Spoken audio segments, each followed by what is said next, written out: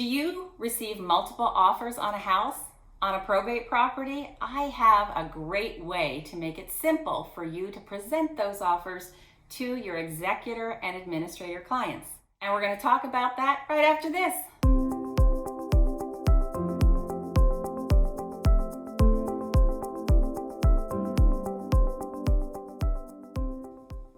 Hi, I'm Kim. Welcome back to my channel. You know that I am an expert on helping executors and administrators with homes in probate, and I developed a training just for you, ProbateBiz.com. So let's talk about a probate property and getting multiple offers on a house.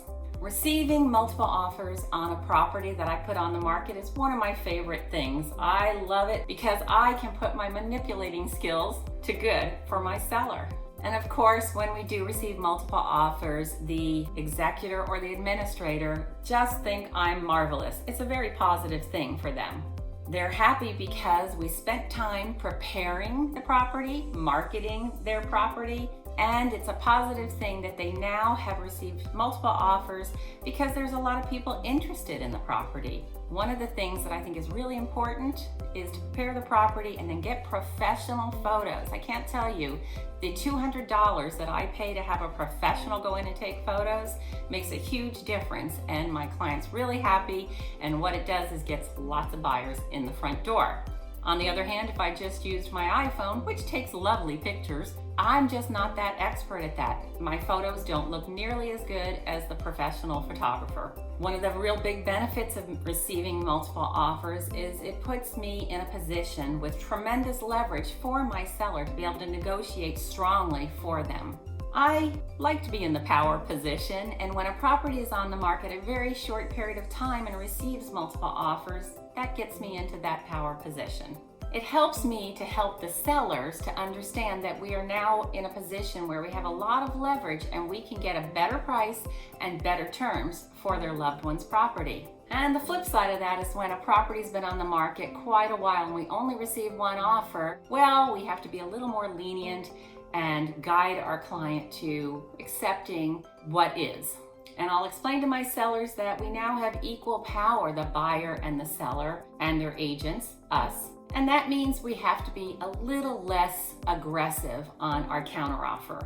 So like I said, when I do receive multiple offers, it's typically within the first 3 to 5 days that a property's on the market. The current market that we're in, I am receiving multiple offers on my homes that are properly priced for their presentation. And I explained to my seller that when a property receives multiple offers, then the buyers are scrambling to get to the home. So we usually limit how many days the house will be on market before we start looking at offers. For instance, I just put a house on the market in the Claremont area of San Diego, and I put it on Thursday and said that we would be reviewing offers on Tuesday with a deadline for multiple offers of Monday, today at 5 p.m. So that helps the buyer's agents to know that it isn't first come, first serve. It's going to be a deadline today at 5 p.m. and then I will review everything tomorrow and contact my seller to review with them. I like when I have multiple offers also because when I meet with the appraiser at the house, and I always meet with the appraiser, I can bring information showing that we had multiple offers.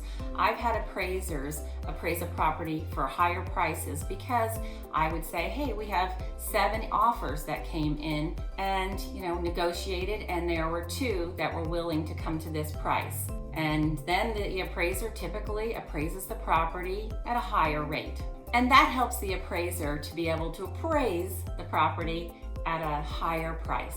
So let's quickly talk about when we receive multiple offers. I have a sheet that I put all the offers on it, all the little details. So we're looking at one Excel spreadsheet, not 17 offers, which I just received on a property in Lakeside. So all 17 offers were on one Excel spreadsheet that I could then Zoom with my client, and I can then show the seller my screen with the Excel spreadsheet on it and go through each of the offers without looking at 12 pages of 17 offers. It's a real time saver, and it really helps the seller to be able to understand what the offers, each of the pricing and terms of each of the offers. And I will include that there's a link down below so that you can access my multiple offer sheet. If you like this type of video, go ahead and like and subscribe, because I'm always giving great information on how to manage real estate, in general, probate real estate. And if you're interested in the program that I have, online training just for you, all about probate real estate and how to be successful like me, just visit ProbateBiz.com. So let's get going on how do I present these to the seller and the options that I give the seller. I tell them, number one, you can accept the highest offer and the best terms and not do anything else. Number two, I can send an email to all of the buyer's agents and ask them to provide their highest and best price and terms. And number three, you can counter offer 2 to 3 of the highest ones and see if they'll come back at the price and terms that you would like. That's how I do it for my seller. And the fourth is you can just accept one and reject all the rest of them. Oftentimes, when my seller does receive multiple offers, it's a property that's got some deferred maintenance. So the price is lower because we're looking at what needs to be done to bring it up to the level that buyers want to see. I do explain to my seller when we receive offers from investors that they are going to be lower offers because the investor needs to offer at a number where he can do I said he, could be a she, where they can do the repairs that need done and then put it back on the market and resell and obtain a profit. And the final thing that I want to share with you, that I do not consider this a game. I am here to represent my seller, and so are you. So we want to be fair and treat people ethically and be decent to them and respectful, and we want to represent our client, the seller. So that's how I do it. I manage these multiple offers, I get my client all the information, and I treat people with respect. Thanks for watching. See you next week.